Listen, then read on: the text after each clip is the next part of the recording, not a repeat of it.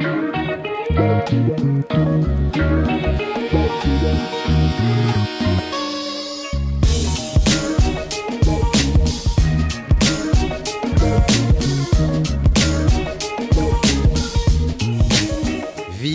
du Maroc.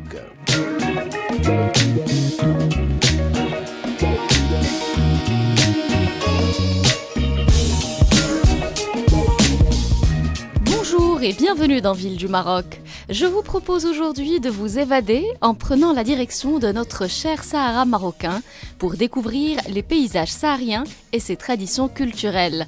Le tout à moins de 30 km de l'océan. Bienvenue à Tantane.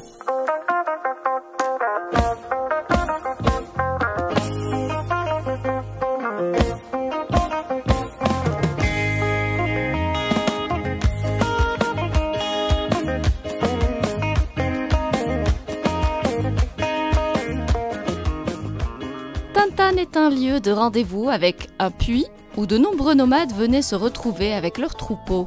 Elle est d'ailleurs connue pour sa généreuse nappe phréatique. La ville tirerait son nom de la résonance du seau contre les parois du puits. Tantane. Cette dynamique petite ville de pêcheurs a été fondée en 1940. Tantane et son port d'El-Woutia a su devenir, à partir de la fin des années 50, l'un des ports sardiniers les plus importants du royaume.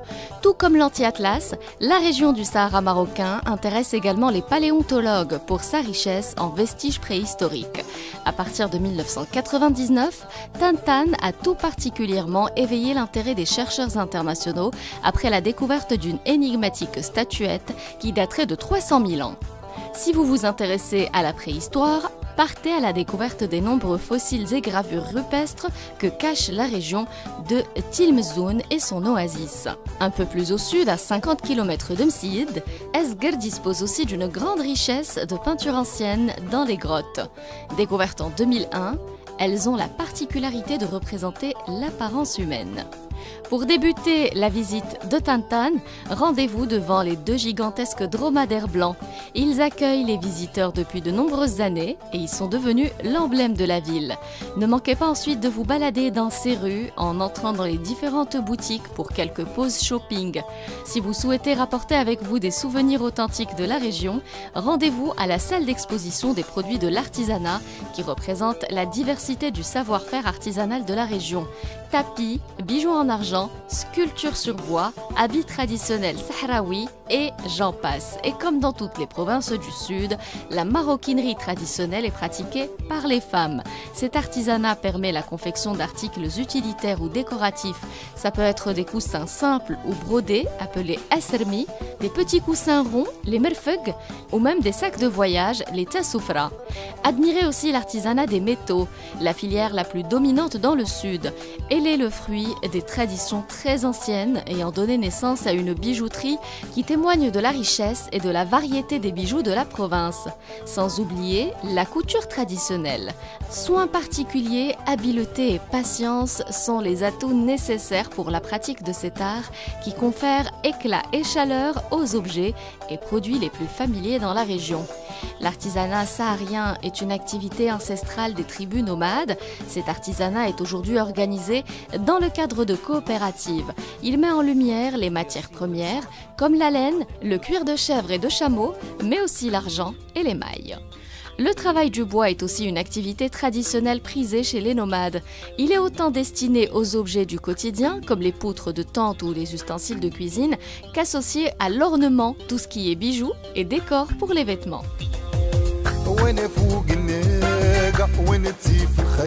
الشمس علي حراقة نست دايما دايما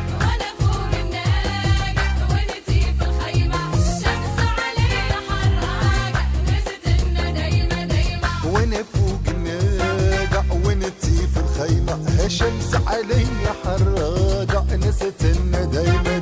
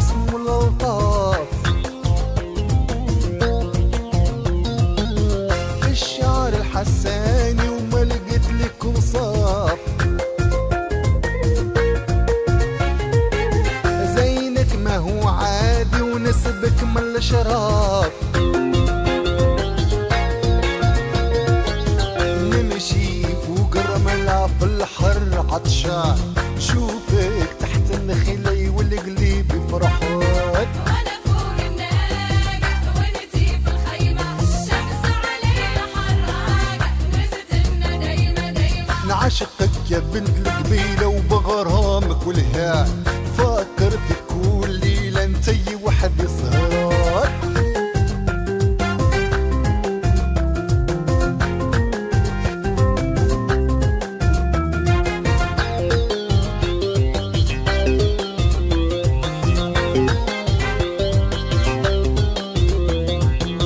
ندري وقفاني ما لقيت لك وصاف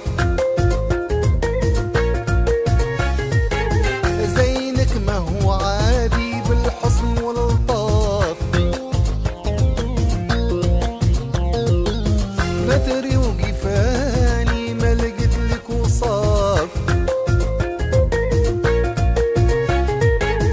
زينك ما هو عادي ونسبك من الشراف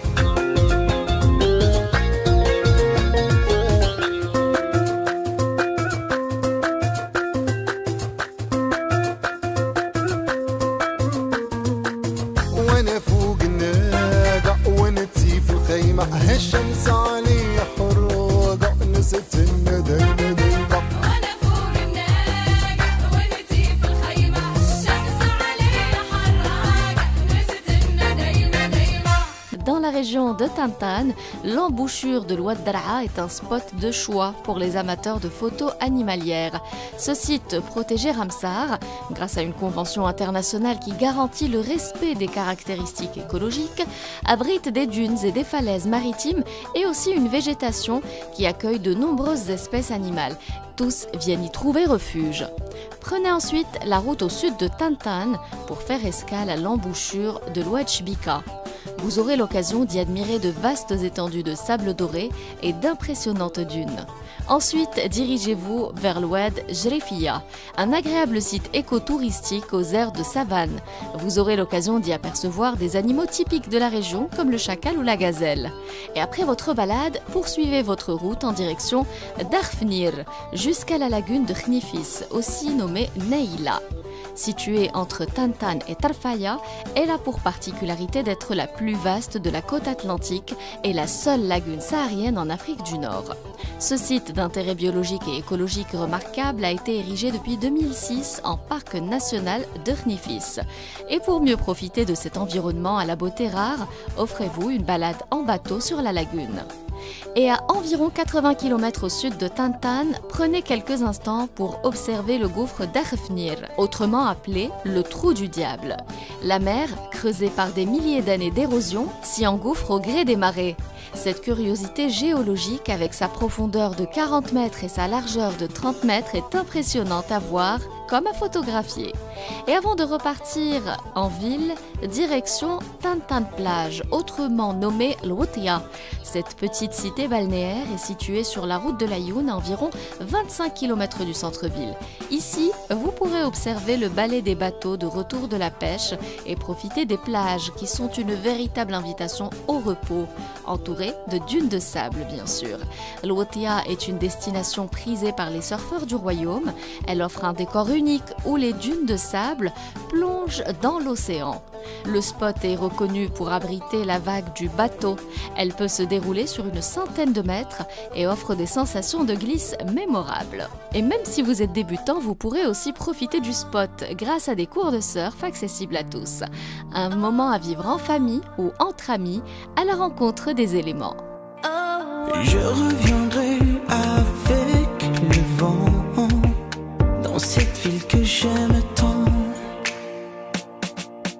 Près de mes sœurs et de maman, orfèvre du temps. Je donnerai n'importe quoi pour revoir la Ouatia.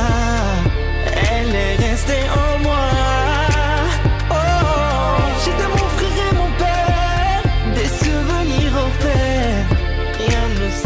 Sur terre,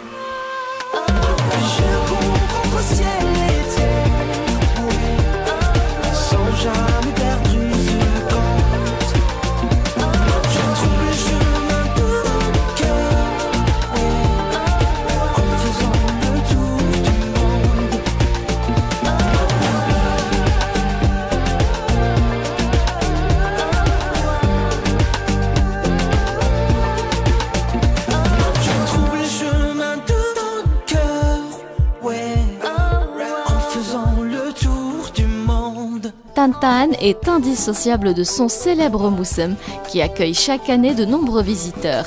Il est considéré comme l'un des plus grands rassemblements de tribus nomades d'Afrique du Nord.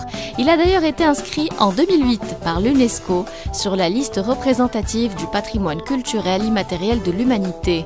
Le moussem est une belle occasion de célébrer les traditions culturelles hassani et de préserver leur savoir-faire artisanal.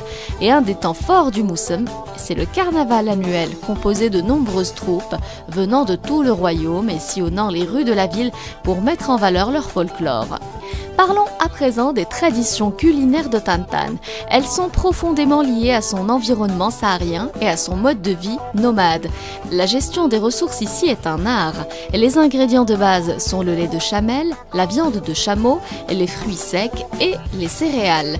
Dans la région, il est toujours d'usage de préparer le tishtar, des morceaux de viande séchés au soleil, salés à point et enfouis dans le dhen, du beurre fondu, parfois rance. Tout ça pour conserver la saveur. Cette méthode de conservation traditionnelle est particulièrement adaptée au nomadisme. Et toujours à base de chameau, le tidgit est une recette typique composée de viande écrasée, aromatisée et mélangée au dhen que vous pourrez savourer lors d'un petit déjeuner copieux par exemple. Et c'est ici que notre voyage à Tantan touche à sa fin. J'espère vous avoir donné envie de profiter de sa douceur de vivre et de son charme authentique.